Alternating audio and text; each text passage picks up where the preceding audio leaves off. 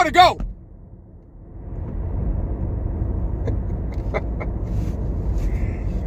Yeah.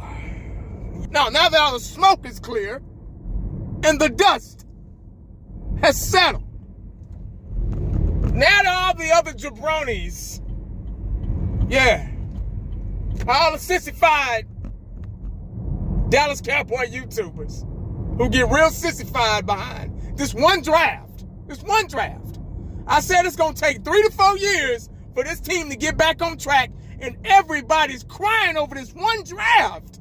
I told y'all over and over again, don't get too sissified behind one draft. If it's going to take years, why are you upset or happy about this draft? Yeah. Video's over. That's all I need to really say. I don't have to say nothing else. 2025 draft. You know what they gave the Dallas Cowboys? I was listening to the radio this morning, and they were excited. They were like, oh man, I give this a B+. Yeah. CBS gave it a B+, I think. They said that we had one of the best drafts in the NFL. The Dallas Cowboys. I said, who? What the? Who? The Dallas who? You talking about the Cowboys or the Magicians? I don't do grades. I'm not going to get on here and tell you what grade. Oh, well, 1980, what did you get? I'm not, No. Y'all ain't going to sucker me into that bullshit fantasy land of the Dallas Magicians. Pleasantville Cowboys. Nah, I'm not falling for that one. I'm too smart for that. But what I will say, I'm just going to talk about the first 3. Because everybody else afterwards, they really don't, and I don't give a damn who it, I don't care. If you think they are any good after the 3rd round, you know, then you go do your research and you go make a video about the 4th. We didn't have a 4th round pick, about the 5th and 6th and 7th round. But I'm not doing it. I ain't got time for that shit. I'm just gonna talk about the first 3. Because in 1980's opinion and view, that's all I care about.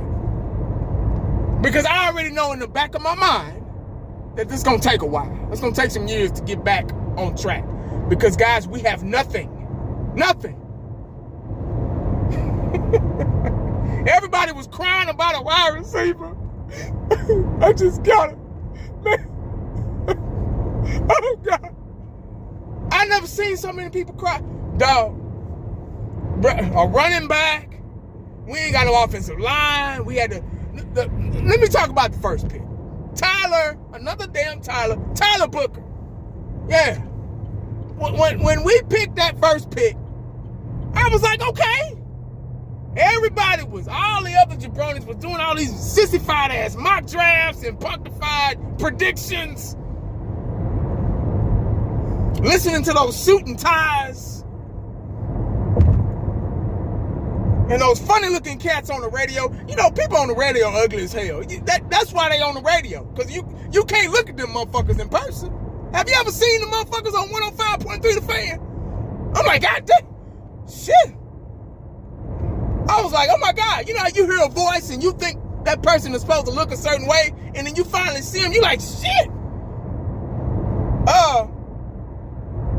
All right, man, I'm gonna holler at you.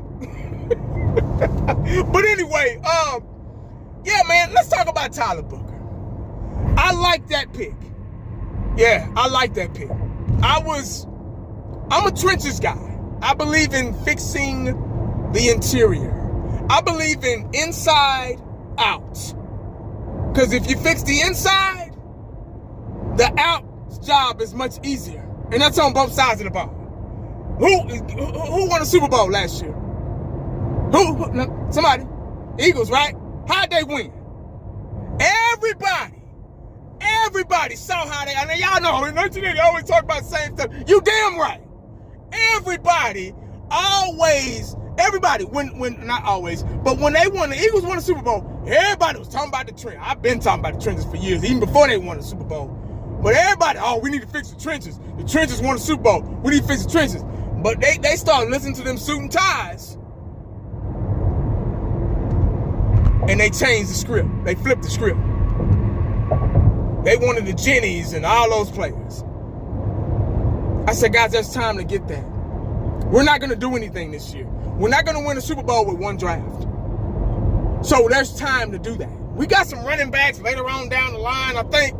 But I doubt I don't know. I mean, I doubt they make a difference. You just may get lucky and find a diamond in the rough. It's the draft. That's what the draft is all about. You never know. It's like going to the goddamn casino and pulling the damn slot machine. You stick your quarter in there, and you just never know what's going to happen. And that goes for the first, second, and third pick, which I'm about to talk about right now. But we needed to replace Hall of Famer Zach Martin. What was wrong with that? Somebody got to block for Dak, right? Dak is limited. Dak is older. Father Time is nipping at him as we speak. He can't play forever. The man's been hurt. His hamstring was torn off the bone. Sean Lee all over again. Y'all remember Sean Lee? See, Cowboy fans forget real fast. We only had 6 or 7 games with the dude every year because his damn hamstring. What you think? What you gonna think gonna happen today? Now, I don't wish nothing bad. I hope he plays the whole season injury-free. But realistically, everything that's wrong with him, something. My brother and I was talking about this the other day. Something is bound to happen. And come on, y'all. Y'all didn't just wake up yesterday. Just because you're a Cowboy fan and you want Dak Prescott to succeed. I do too. But there's that realistic part that you got to talk about too. And a lot of the Pleasantville Cowboy fans in black and white behind me, yeah, they don't like to do that. Let's move on. Second pick. Donovan Easy out of Boston College. Defensive end. Y'all smell that? Smelled like Michael Parsons all over again. Another undersized defensive end. What the hell? Okay, cool. Athletic. Man, he get to the quarterback on the college level. College highlights now. But he looked like a damn strong safety. And I told my fellas, man, 5th quarter on his channel. I said, guys, that's what the NFL is going to. Not just the Cowboys, but the NFL, they're no longer defensive ends that are 6'4", 270, 280 pounds. No. Now, you got defensive ends, hey, they weigh just a little bit more than I do, 230. They want guys that, like Michael Parsons, look like linebackers. It's all about speed nowadays. It's all about those hybrid players. Yeah, so we got another Michael Parsons on the other side. If you're curious and wondering how this guy is, just watch the highlights. Number 3. That pick to me is kind of in the middle. I like it. It's kind of in between like and don't like. It's right there in the middle. I just got to wait and see. It's premature. All this is premature, guys.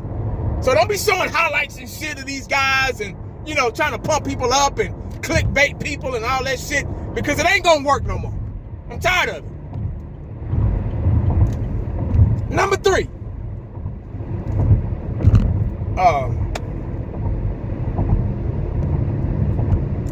Rebel, whatever his name is. East Michigan, East Carolina, something like that. I can't remember. 6'1", runs a 4.40. Rebel. 6'1", runs a 4.40. Oh, there's that sin again.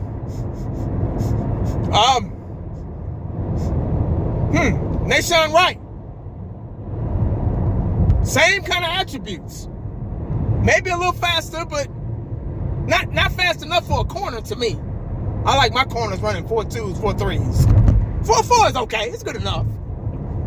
But more like a strong safety, speed-wise.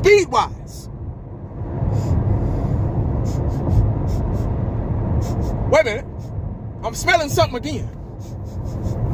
ACL tear before he signs with the Cowboys. He's already been hurt. What's that smell like, guys? Tell me. What does that smell? Jalen Smith? Van Der Esch? Sean Lee? Another guy? Another hurt? I'm probably leaving somebody out, but I'm pretty sure y'all will remind or tell me about it. But another hurt player. I was okay. I watched his highlights, man. He's really a really physical corner. He goes after the ball. He's picking up fumbles and, just causing disruption. He's around him. I left out. Remind me of Overshawn. Yeah, another guy that's too athletic for his own good. Yeah, I think we got another. I'm not saying he's like Overshawn, but the injuries remind me. He had an ACL tear. The only good thing about it is he was already hurt before he got here. And the Dallas Cowboy training staff has already kind of did the surgery and worked on him or whatever. That's probably the only good positive thing about it. Let's just hope he doesn't re-injure it or injure the other one. Or they say I'm not a doctor, but they say when you're pulling a tearing Achilles, it comes back better, stronger. That's what I heard. I've heard from certain medical team doctors that when I played football. I've heard from certain teammates, but you lose a step. I heard that too. But who knows? He's young. He might just be okay. He might heal up just fine. I saw he was doing a workout. He was running on the treadmill. He looked great, but we'll see. Will he be ready? Will he be ready when the season? See, you're drafting somebody that might not even be ready when Jalen Smith all over again. Now, that one I didn't understand. I just didn't get that one. For your third pick, there was a lot of talent still on the board, man. But, it is what it is. I guess they don't count on Bland and Butler and Diggs, so they bringing somebody else in here. But that's all I got, man, today. Maybe on down the line, I'll look at the other guys, the 5th round picks and the 6th and 7th. If there's a diamond in the rough somewhere, if it's even worth making a video about, maybe I'll do it if I feel like it. But let me know what y'all think in the comment section. What was your grade? What were your thoughts? What were your expectations on the 2025 NFL Draft, Dallas Cowboys? They gave us a B+. Yeah. How you like that? Wow. A B+. Man. Make sure you stay cowboyed up and prayed up, because you never know what the day is going to bring you. Holla back at your boy.